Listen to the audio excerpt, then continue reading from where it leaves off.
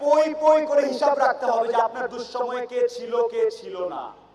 পই পই করে হিসাব রাখবেন, ডায়েরিতে দরকার লাগলে লিখে রাখবেন যে কখন চারা চেয়েছিলাম, একটা সাপোর্ট চেয়েছিলাম, কে দেয় নাই আর কে দিয়েছে।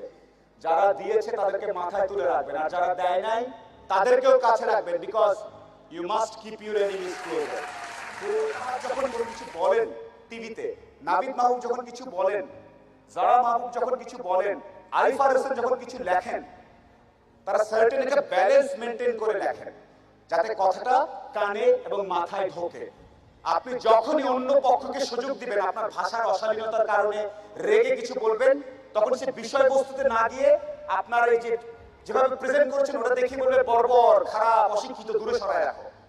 এভাবে দূরে সরে থাকলে পরিবর্তন হয় না। আর পরিবর্তনের জন্য ডিপ্লোম্যাটিক হতে হয়। ডিপ্লোম্যাটিক মানে হচ্ছে আমি এখানে দাঁড়ায় কিন্তু চাইলে ফাটাই ফেলতে পারবো না সবাইকে। এই